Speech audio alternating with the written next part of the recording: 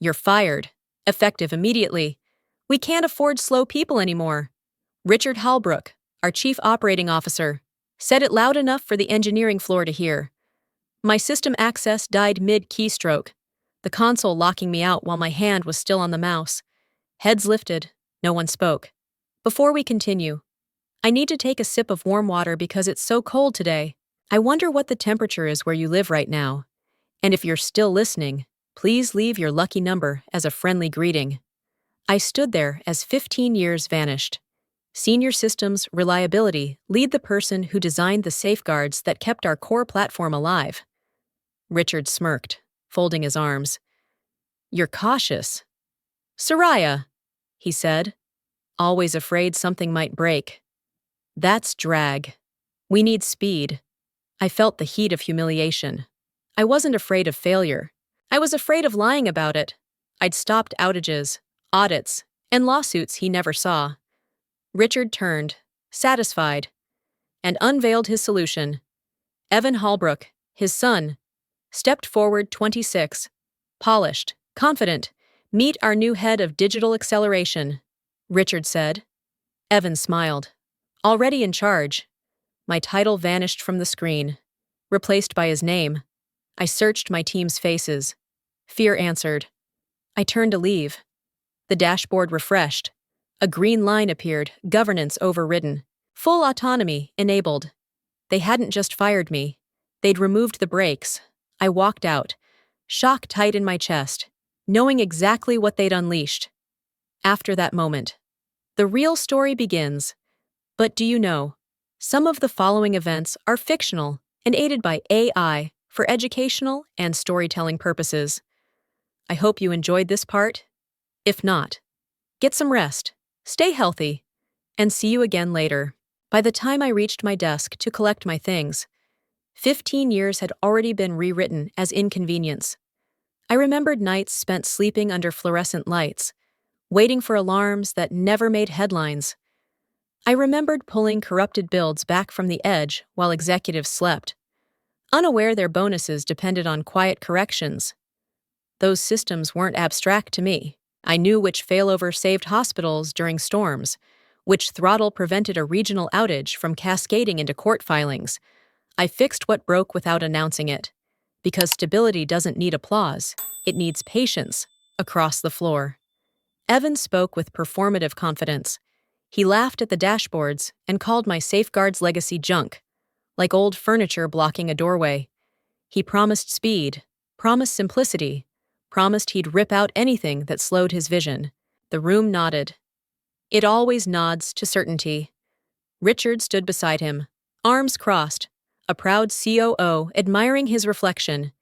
He didn't ask questions. He endorsed everything. This is modernization, he said, as if saying it made the risks imaginary. I watched him choose blood over proof. As I boxed notebooks and cables, fragments of crises replayed in my head, the midnight rollback, the near-miss nobody logged, the fix that saved millions without a memo. Each memory tightened the injustice, heavy and private. Then my phone vibrated. An automated message slid onto the screen. Cold and exact core safety thresholds overridden. No explanation, no approval trail, just a confirmation that restraint had been deleted. I stayed silent. I didn't go home after the meeting. I sat in my car and watched the building breathe, lights flickering like a nervous system pretending nothing had happened. My phone stayed face down. I already knew Evan wouldn't wait. By noon the next day, the internal feed lit up. Evan had scheduled a company-wide sync titled, Faster is Better. No agenda, no risk notes, just enthusiasm. I listened in remotely. My access still active enough to watch, not enough to intervene. We're cutting friction, Evan said. Voice bright, confident, reckless. Users don't want guardrails. They want momentum. Someone asked about safety checks. Evan laughed. That stuff is legacy junk. It slows everything down. My jaw tightened. Those junk controls weren't decorations. They throttled load spikes, isolated corrupted packets, stopped one bad decision from multiplying into thousands. Evan called them drag. I called them the reason we were still solvent. An engineer tried again. If we disable the thresholds, we'll lose visibility. Evan replied instantly. We won't lose visibility. We'll redesign it. Richard chimed in. Smooth and final. Innovation requires trust. Evan has mine. That was the moment the air changed. Within minutes. Dashboards updated. Red warnings softened into pale icons. Hard stops became suggestions, instead of alerts. The system displayed friendly banners that said, Performance optimized. Cosmetic notifications. Evan called them. The danger didn't disappear. It was simply hidden. I pulled up mirrored logs on my laptop, watching parameters drift beyond tolerances I'd set years earlier. Memory buffers expanded. Latency smoothing was disabled. The platform looked faster because it was no longer measuring what mattered. I drafted an email I never sent. Every sentence sounded hysterical. Even though it was accurate, panic never survives corporate formatting. Around me, the system kept smiling. Evan posted updates like trophies. Latency down 20%. Throughput breaking records. Each message tightened the pressure behind my ribs. Speed without constraint is just acceleration toward impact. Mid-afternoon, a junior analyst messaged me privately. Is this okay? I typed back carefully. It depends how long they plan to pretend physics negotiates. As evening approached, I noticed the traffic profile shift. Requests from overseas nodes spiked, aligning with the start of Asian pre-market testing. That was normal. What wasn't normal was how clean the metrics looked. Too clean. Noise had been filtered out, along with warnings. Then the clock appeared. A small panel surfaced on the global operations view, counting down to the Asian market open. 6 hours, then 5, then 4. Evan celebrated it. Perfect timing, he said during another sync. We'll make a splash. My hands went cold. Those markets didn't forgive experimentation. They amplified mistakes at scale. Every automated decision would replicate across regions before a human could blink. The thresholds existed for that reason. I refreshed the logs again. Another line appeared. Governance override confirmed. No rollback path. I closed my laptop slowly. The worry wasn't explosive. It was compressed, deliberate, suffocating, like standing on tracks. Hearing a train you couldn't see yet. Knowing the schedule by heart. I imagined the chain reaction in advance. Not as panic, but as math. A disabled check here. A silent failure there. Replication without breaks. Decisions copying themselves faster than accountability. No villain, just momentum. The kind executives mistake for progress. Evan would call it optimization. Richard would call it proof. By the time anyone admitted uncertainty, the system would already be answering questions no one meant to ask. I felt the injustice press harder. Not loud, not dramatic, just heavy. 15 years reduced to a spectator seat while my own work was stripped of its restraints and told to run. I waited, breathing shallow, listening for the first sound of impact that never arrives loudly. The countdown kept moving, invisible to celebration, steady, indifferent, measuring consequences while confidence smiled and clapped in the background quietly. Faster is better. Evan had said, I knew better. I was no longer on payroll, but the system still spoke to me. Public logs don't hide much if you know where to look. They whisper in plain text, offering just enough truth to anyone patient enough to listen. From my kitchen table, coffee gone cold. I watched the platform report perfection. Uptime flawless. Latency minimal. Error rates practically fictional. It should have calmed me, instead. It tightened something behind my eyes. Systems under real load are messy. They stutter. They complain. They surface arguments between components that don't quite agree. What I was seeing looked curated, like a resume polished by omission. Every metric smiled. Every graph rose smoothly. Nothing pushed back. I checked the timestamp alignment. Then the aggregation layers. Filters were still active. Only now they hid instead of protected. Evan had turned the dashboard into theater. Richard would love it. Boards love stillness. Stillness feels like control. I kept watching, As Asia came closer to opening, transaction previews began warming the pipes. Volume climbed, but the curve stayed elegant, too elegant. I remembered nights when one misrouted packet could bruise the entire chain, when noise was the only honest signal we had. Silence like this was unfamiliar. A former colleague messaged me, "Everything looks great. Guess they didn't need you after all." I didn't answer. I pulled raw data from a public mirror and compared it to the sanitized view executives saw. The gap was small, but widening. Retry loops extended just enough to mask friction. Queues backed up, then smoothed themselves, like waves erased before reaching shore. I felt the tension settle into my shoulders, calm and relentless. "This is fine," Evan said during a streamed update I couldn't stop myself from watching. "The system is learning faster, without old constraints." Richard nodded beside him, pleased. No one mentioned risk. No one asked why learning suddenly required blindness. Then something flickered. It wasn't dramatic. No alarms. No red text. One regional node failed to acknowledge a heartbeat for 0.4 of a second. 0.4 is nothing to a human. To a distributed system, it's a cough in a quiet room. I froze. The node recovered instantly. The dashboard never noticed. The summary metrics stayed beautiful. But I knew that node. I had tuned it myself after a near collapse years earlier. It never missed a beat unless something upstream had already slipped. I checked again. The trace confirmed it. A brief silence, neatly smoothed over by the new logic. My phone buzzed with another corporate broadcast celebrating momentum. I muted it. That missing heartbeat echoed louder than any siren. One silence invites another. Replication doesn't wait for certainty. It assumes continuity. A single gap can multiply before anyone decides it matters. I closed my laptop, then opened it again, unable to stop watching. The system resumed its perfect posture.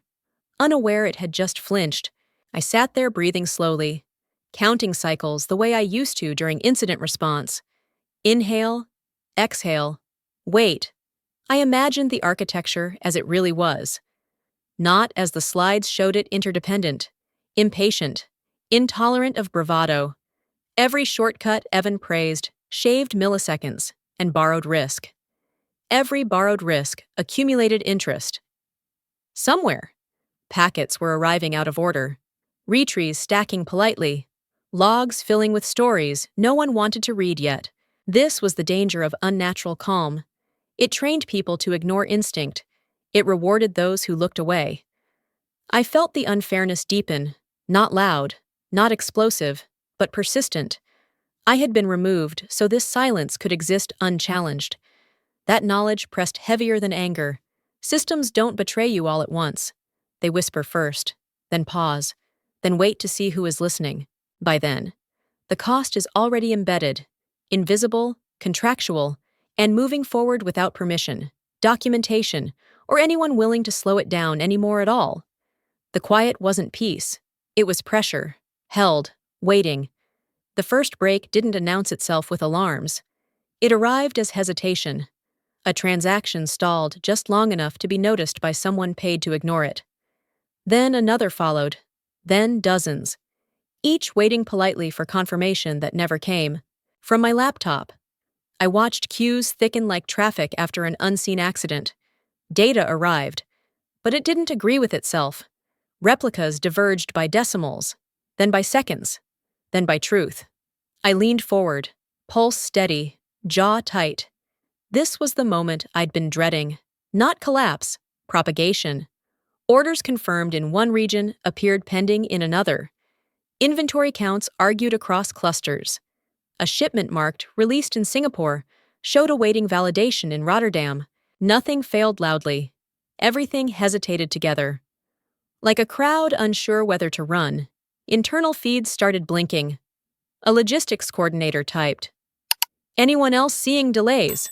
Another replied, "Looks fine on my side." That was the lie dashboards tell when they're smoothing reality. Systems don't break evenly. They fracture along trust boundaries. Then the logistics centers joined the conversation. A cold storage hub flagged a temperature log mismatch. A port authority requested manual verification for routing data that no longer reconciled. Trucks sat idling, engines burning fuel, while software debated whether permission existed. I could map the chain reaction without guessing. A stalled confirmation upstream forced retries downstream. Retries amplified load. Load exposed inconsistencies the removed safeguards once absorbed. I heard Evan's voice before I saw him. "It's a minor glitch," he said during a hastily called sync. "Normal optimization turbulence."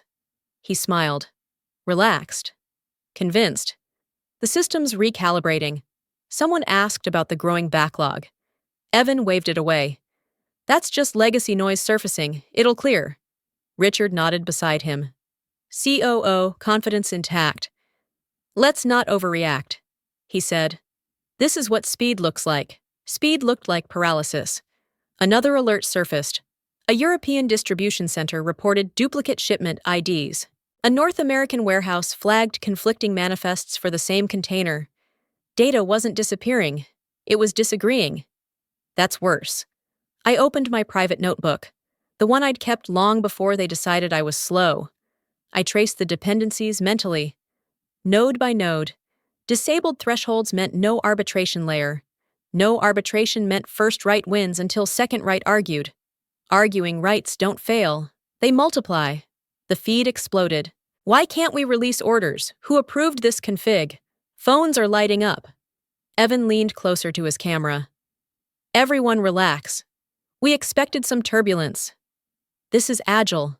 Agile was a word people used when they didn't want to say reckless. A logistics director cut in, voice sharp. "We've got trucks sitting full of perishable goods without validated routes." Evan frowned, annoyed. "That's not possible," he said. "The dashboard's green." Of course it was. I watched as a Southeast Asian hub escalated to incident status, then another, then 3 more. The dominoes weren't falling, they were tipping, leaning into each other, each transfer shaving certainty until no one knew which state to trust. I typed notes I didn't send. I documented timestamps. I recorded the sequence, because truth survives longer when it's written early. Then the twist deepened. Evan laughed. "I've seen this before." He said, "Minor glitch.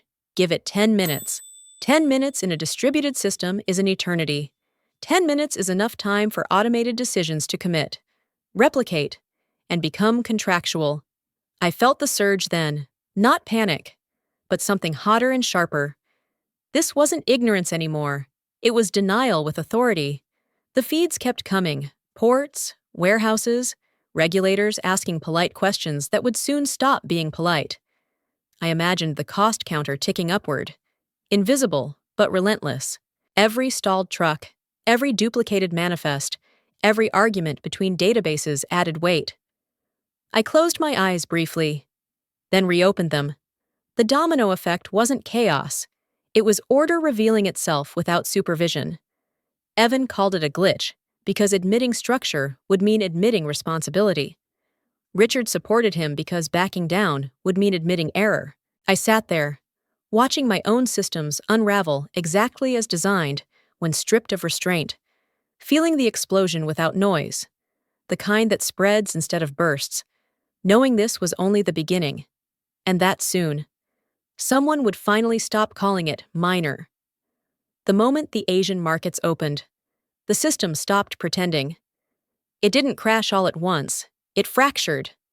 One exchange froze mid-settlement, then another followed, then a third refused new instructions entirely. Financial data locked itself behind permissions that no longer agreed on who was authorized. From my screen, I watched numbers halt in place like they'd hit an invisible wall. Panic arrived immediately. A commodities desk reported trades stuck in limbo. Neither approved nor canceled. A regional bank flagged reconciliation failures. Its automated ledger unable to confirm balances that had been correct minutes earlier. Every delay echoed forward. Compounding, turning uncertainty into paralysis. Then, logistics collapsed into the same silence. Cold storage facilities began sending escalation notices. Temperature monitoring data stopped updating, not because sensors failed, but because validation services couldn't confirm timestamps. Refrigerated containers sat sealed, full of medication and food, while software argued about which record was real. Trucks idled at ports, drivers waiting for routes that would never clear. Phones rang everywhere at once. I joined a public incident stream under a generic account, listening as voices overlapped. "We can't release inventory. Our financial feeds are locked. Who has authority to override?" No one answered. Authority had been optimized away. Evan sounded smaller now. "Okay. This is unexpected," he said. "But we're still within tolerance." Someone cut him off. "We are not within tolerance. We are blind." Richard stepped in, voice loud, commanding.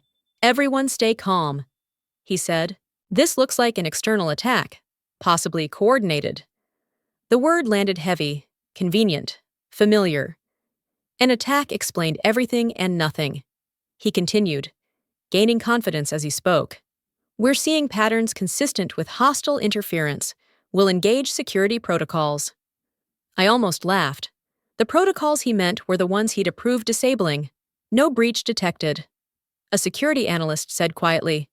Richard ignored it. "Attackers adapt." He replied, "That's what they do. Markets don't care about narratives. They care about settlement."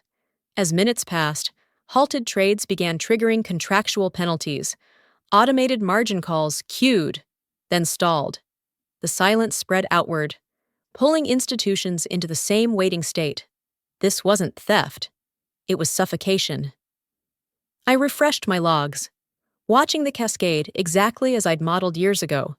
A blocked confirmation here, forced retries there. Retries saturated queues. Saturated queues delayed acknowledgements. Delayed acknowledgements triggered locks. Locks froze systems designed to never be questioned. Someone asked, "Can we roll back?" Evan didn't answer, Richard said. "Not until we know the scope of the attack." Scope. Always scope. Delay disguised as diligence. Another alert surfaced: a pharmaceutical shipment flagged for disposal due to incomplete temperature records. Millions of dollars evaporated quietly. No explosion. Just a status change. The incident channel erupted. "This is spreading. We're losing visibility. Regulators are calling." Richard raised his voice. "Stay focused. Do not speculate." He looked decisive, almost heroic, blaming shadows while standing in the damage he'd approved.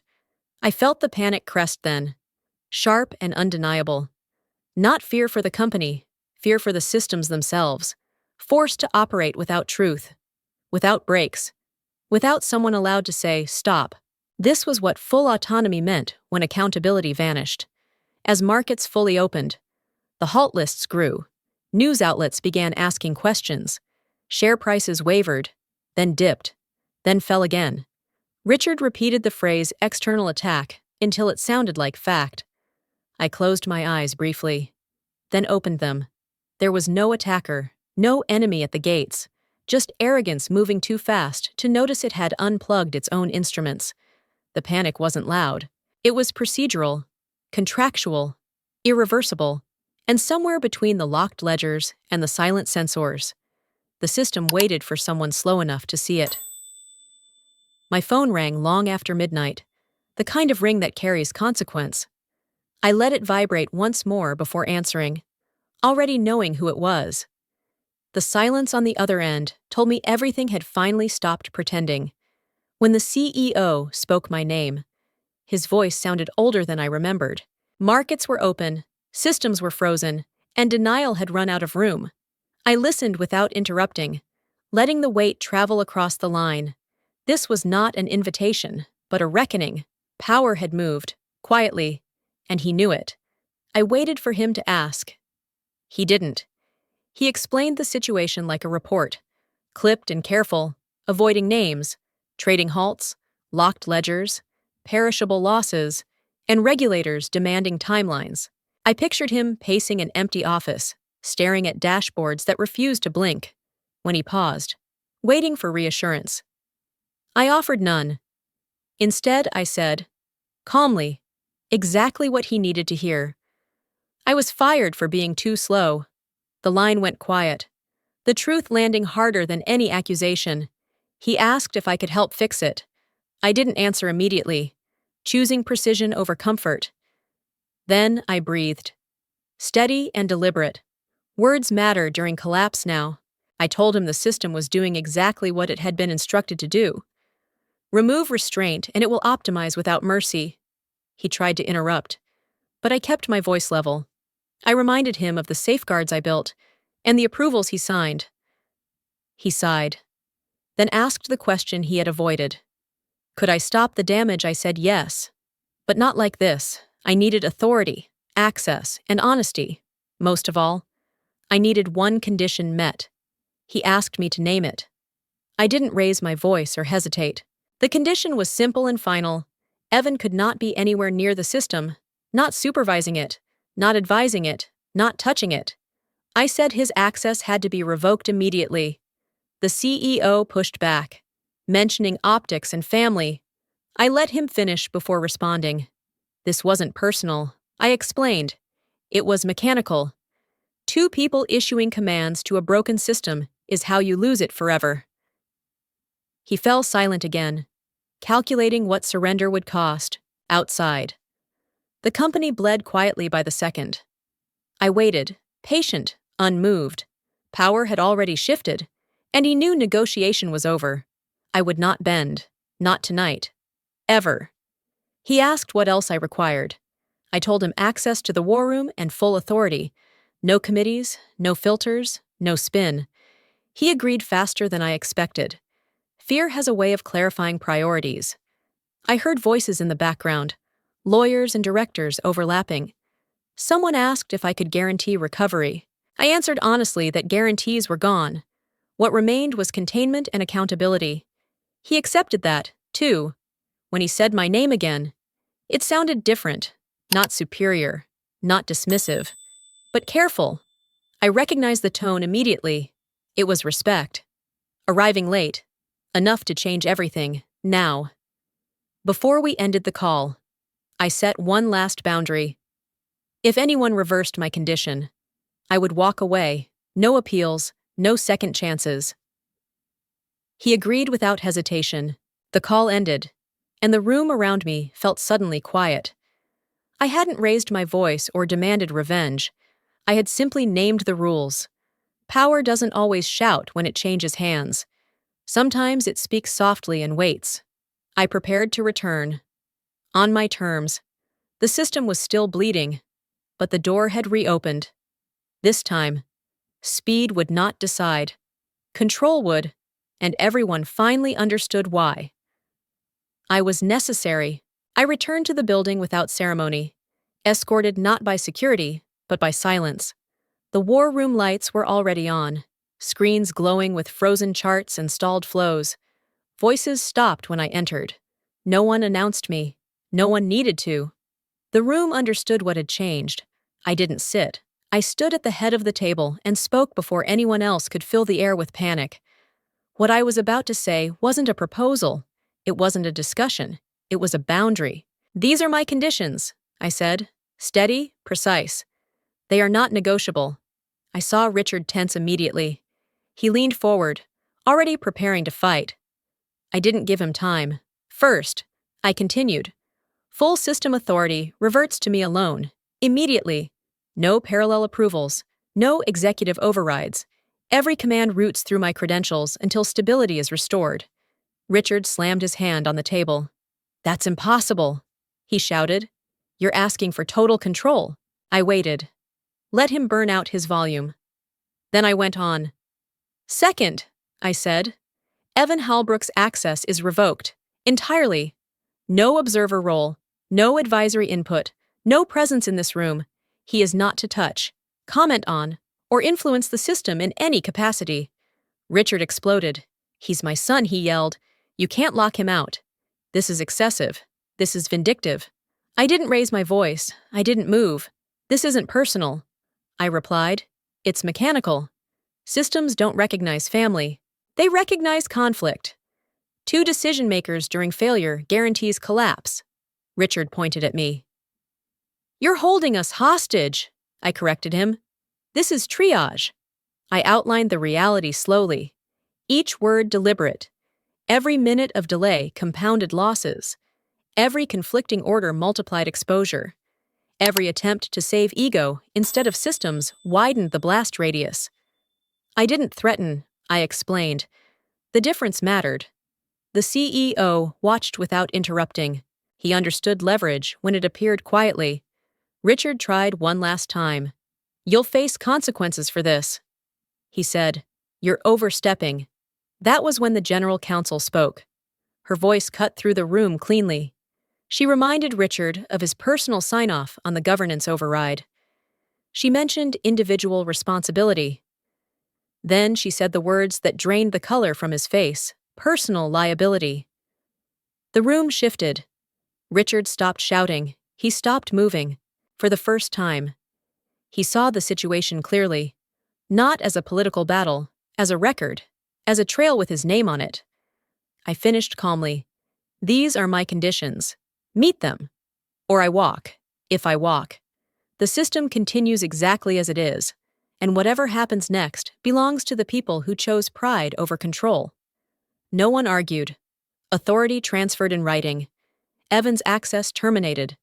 Confirmations appeared across the screens, like a controlled heartbeat returning. I sat down for the first time since entering the room. The room exhaled. Control didn't return with noise or triumph.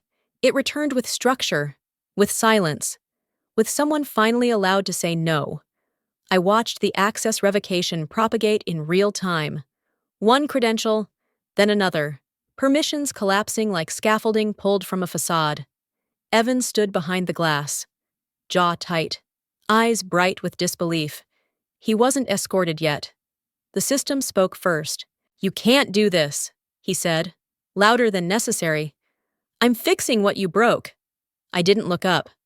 "The system doesn't care who you are," I replied. "It cares what you changed." The room stayed still. Screens refreshed as tokens expired. Sessions terminated. Keys invalidated. Evan tried to log in again. Read denied messages stacked politely. He scoffed. "Temporary," he said. "Caches lag. Not tonight."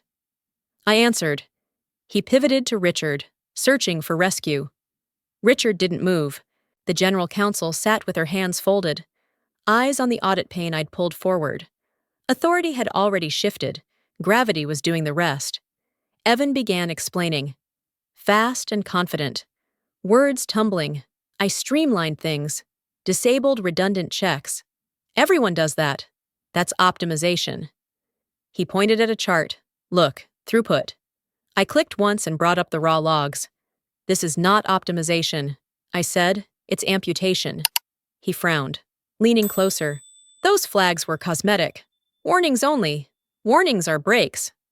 I said. "You removed them." He laughed. "Brittle. You're exaggerating." I expanded the timeline. Every change he'd made lit up in sequence. Timestamps marching. Thresholds lowered. Arbitration disabled. Fail-safes bypassed. A signature repeated like a fingerprint. "Evans," he tried to interrupt. "That's automated. The platform executes intent." I cut in. "Yours?" His voice rose. I followed best practice. The room murmured. Someone whispered. What practice? I scrolled. A configuration diff appeared, annotated by the system itself. "You forced manual overrides," I said. "You suppressed alerts and reclassified errors as informational." I paused. "You told the system to stop complaining." Evan shook his head. "We needed speed. Speed without arbitration is guesswork." I replied. "Guesswork at scale." He turned defensive, grasping. This wouldn't have happened if legacy hadn't been so fragile. I finally looked at him. Legacy held because it was cautious. I said, "You removed caution and blamed the past." Silence followed.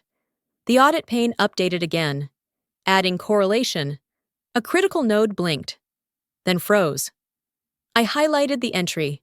"Here," I said. "You disabled the heartbeat timeout." Gasps rippled. That's why the node went quiet. Evan's confidence collapsed into anger. So what he said, it was milliseconds. Milliseconds replicate. I said, "They compound." Richard stood abruptly. "Enough," he said, voice cracking. Fix it. I met his eyes. We are fixing it, I said. By removing the cause. Security arrived quietly. Evan protested as they approached. This is insane, he shouted. She's framing me. The general counsel cleared her throat. The logs are immutable, she said. They show intent. Evan looked around, searching for belief, found none. As he was escorted out, one last log surfaced, flagged automatically. Protective envelope disabled by user. It read. Evan's username glowed beside it. The room absorbed the line like a verdict. I closed the pane. The system breathed, tentative but honest. Evan was gone. The damage remained. But the denial had ended. Collapse isn't loud when truth finally appears. It's quiet, complete, and irreversible. I stayed where I was, hands steady, watching the readouts stabilize into uglier honesty. Cues drained unevenly, acknowledgements lagged, and the platform admitted the cost of shortcuts. People avoided my eyes. They were processing not just failure, but responsibility redistributed. Someone asked if Evan would be charged. The lawyer answered with procedure. Not comfort. Richard sat, smaller, understanding that signatures don't disappear with shouting. I issued the next steps without drama. Isolate regions, freeze settlements, prioritize life-critical shipments, document everything. The team moved, relieved to have permission to be careful again. No one argued about speed. Outside the room, phones rang like insects trapped in glass. Inside, we counted losses and prevented worse ones. I felt no triumph, only the weight of repair. Collapse had taken a face, and it wasn't abstract anymore. It had a username, a difference, a timestamp. When the lights dimmed to night mode, the system kept working, slower, safer, truthful. That was the lesson they resisted, and finally learned. Momentum is not mastery, and confidence is not control. Control is earned by limits respected. I wrote the incident header myself, precise and unflinching, and pressed save, knowing records outlast excuses, and that this chapter would be read long after shouting faded. Accountability arrived quietly, stayed permanent, and changed how every future decision would be made. I took my seat at the central console with the calm that only comes after chaos has burned itself out. The room was quieter now, not peaceful, just emptied of noise that never helped. Screens still showed damage, but it was honest damage. I cracked my knuckles once, a habit from long nights, and said, "All right, we stop bleeding, then we restart." No one rushed me. That alone felt like liberation. I authenticated, watching the system accept credentials it still recognized. Like an old lock turning for a familiar key, beneath the surface architecture everyone argued about. There was something else, something I'd built slowly, deliberately, without slides or approval meetings. I brought it up on the main display. This is the redundancy shadow system, I said. A few heads tilted. I didn't explain yet. I selected the activation sequence and paused, letting the weight of the moment settle.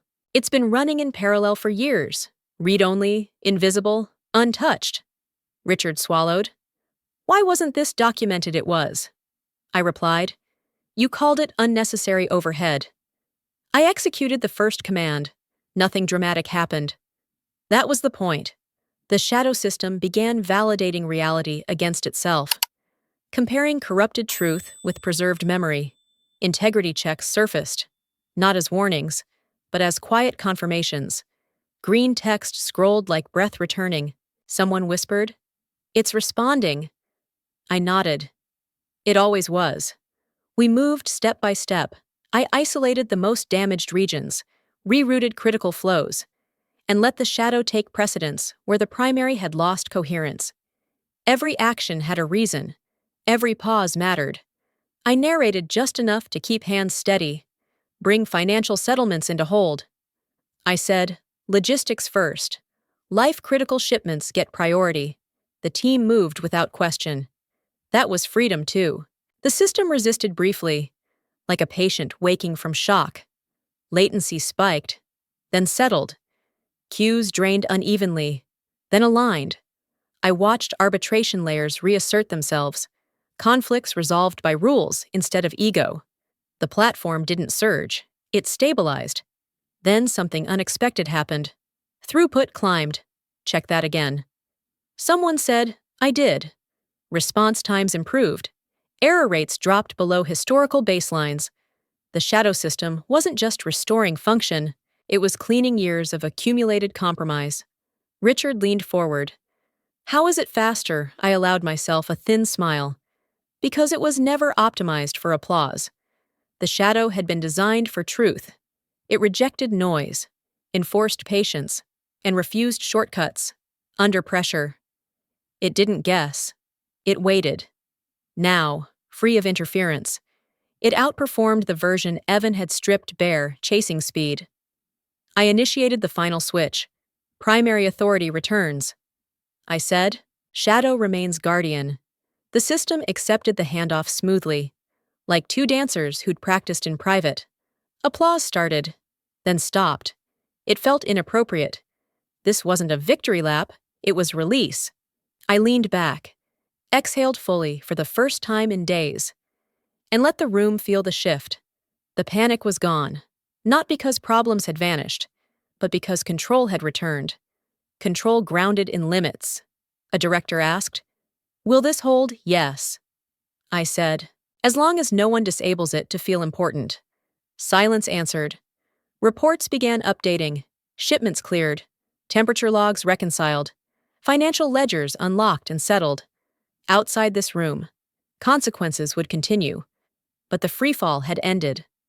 I stood, stretching stiff muscles. Document everything. I said, We don't erase this. We learn from it.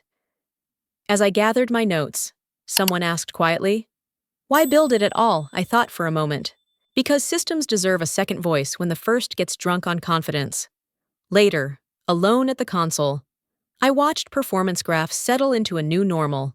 Better than before. Cleaner. The irony didn't escape me. The thing they called slow had saved them, and then surpassed them. Liberation isn't loud. It's the absence of constant fear. It's knowing you can stop again if you need to. As the room dimmed and night mode engaged, the platform hummed steadily. Resilient. Awake. I shut down my terminal. Not in triumph, but in trust. The system was alive again. And this time, it remembered why. The investigations didn't start with sirens or headlines. They started with emails, calendar holds, and careful silences. Justice rarely announces itself. It schedules meetings, by morning.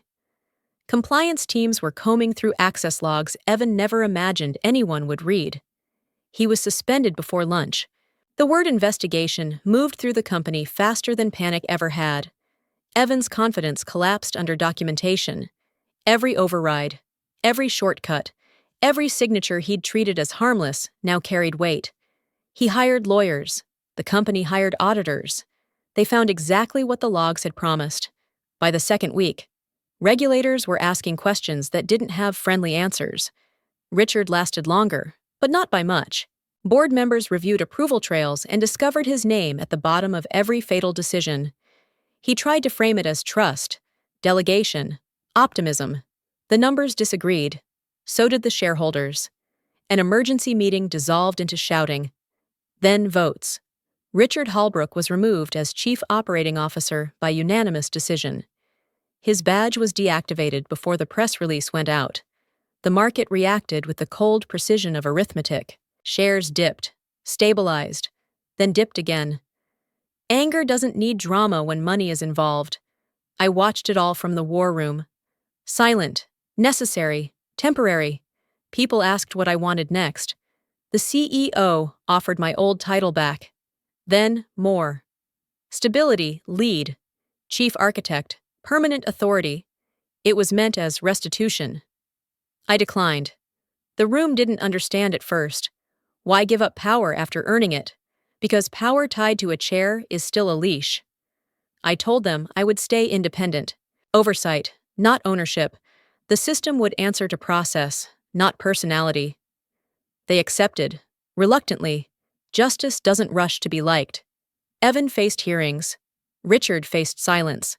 I faced a choice and chose distance. The fallout settled into records, policies, and memory. Cold justice isn't loud. It simply stays. When the system stabilized, I logged out without ceremony. They didn't need me in the chair to remember what happened. They needed the limits. And limits, once written, don't care who comes next. That was enough. I stepped out as cameras arrived, letting statements speak for themselves. Reporters asked for quotes. I gave them none. The truth was already published in filings and failures. Outside, employees watched leadership collapse with stunned relief. Some thanked me quietly. Others avoided my eyes. I understood both reactions. Justice doesn't heal. It balances. Balance can feel like loss. As night fell, the system continued its work, steady and indifferent. Markets adjusted. Contracts survived. Damage was counted. Nothing was erased. That was the point. I left the building alone, not dismissed, not restored, free. The consequences remained behind me, precise and unavoidable. Cold justice had done its work. It didn't reward me. It corrected the record. That correction mattered more than any title. I carried that with me as I walked into the dark. No applause followed, only the quiet certainty that systems remember who protects them and who doesn't. In the days after, policy changes rolled out with careful language. Risk committees gained teeth. Override paths narrowed. The shadow system became permanent. Documented at last. People called it my legacy. I rejected that word too. Legacies invite worship. I preferred accountability. Shareholder letters circulated, angry but focused. They demanded controls. Not charisma, for once. They were right. I watched the company move forward, without me at the center. That distance felt clean. Justice doesn't require proximity. It requires structure. When the last hearing date was set, I closed the file. There was nothing left to add. The system was stable. The truth was recorded. Cold justice had finished its work. I turned off the light in the war room one final time. No one stopped me. No one needed to, outside. The city moved on, indifferent and alive. That, too, felt right. Justice doesn't linger. It sets things straight and leaves. I did the same. My refusal to return wasn't spite. It was principle. Systems deserve guardians, not owners. I had guarded them long enough. Now they could stand without me hovering. That was justice, too, as I walked away. The company's future stopped being my burden. It belonged to process, law, and memory. Those three are unforgiving, and that is their strength. I trusted them more than any executive promise. That trust was earned the hard way, and it would outlast all of us. Cold justice closed the chapter, and I let it stay closed. Nothing else needed to be said. Ever again. I didn't return to an office. I returned to a distance. My role was formalized quietly independent systems, oversight. No team, no badge, no corner office. I reviewed changes, signed off on risk, and stopped things when they needed stopping. Power without visibility, control without ego. It suited me. From the outside, the company looked calmer. Meetings slowed. Dashboards showed fewer miracles and more truth. When someone asked to bypass a control, the answer was simple. No. There was no argument anymore. Just process. The system learned to wait again. I watched performance reports stabilize week by week. Not flashy, not heroic, just reliable. Costs dropped where chaos had been expensive. Latency settled where panic once lived. The irony never needed explaining. Occasionally, someone tried to joke. Guess slow isn't so bad? I smiled and let it pass. This wasn't about vindication. It was about survival done properly. I kept my distance on purpose. Guardians shouldn't sit too close to temptation. When my review window closed, I logged off and went back to my life, trusting the limits to hold without me hovering. The system didn't need speed anymore. It needed memory. It needed restraint. It needed someone willing to be boring when excitement was dangerous. Before signing my final report, I wrote one line and left it there. Not for praise, but for accuracy. Turns out being slow doesn't kill systems. Confident stupidity does. That lesson stayed. Quietly. Long after the crisis ended and everyone else moved on forward. I didn't win because I was louder, faster, or more aggressive. I won because I refused to lie to myself about what really keeps systems and people alive. This story isn't about revenge. It's about what happens when experience is dismissed, when patience is mistaken for weakness, and when confidence replaces responsibility. The real lesson is practical and uncomfortable. Shortcuts always invoice later. In work, in leadership, in life. Every time we skip a check, silence a warning, or rush a decision just to look decisive, we borrow against the future. The bill doesn't always arrive immediately, but it always arrives with interest. I've learned that doing things the slow way often means doing them the honest way, seeing risks clearly, respecting limits, and accepting that not everything can be rushed without consequences. This journey taught me restraint. Anger feels powerful, but control lasts longer. I didn't need to humiliate anyone to restore balance. I only needed to stop enabling recklessness. There's a quiet dignity in standing firm without shouting, in letting truth reveal itself through facts instead of speeches. That kind of strength doesn't burn hot, it endures. This story is for anyone who has been told they're too cautious, too old school, or too slow for doing things properly. Your care matters. Your consistency matters. You may not be celebrated in the moment, but you are often the reason everything doesn't fall apart. If you were in my place, what would you protect first, your pride? Or the people who depend on the system you're guarding? I'm curious, where are you listening from right now? If this story resonated with you, know this one simple action from you can help it reach someone who needs it. A single subscribe helps this channel grow. A like or a share might change how someone approaches a hard decision tomorrow. By supporting this video, you're not just watching a story, you're helping spread a message about responsibility, patience, and doing the right thing when it's not the easy thing. And that matters more than you think. This story was fully created and produced by our team. We do not copy or borrow content from any other channel. Thank you for staying with us and listening until the end.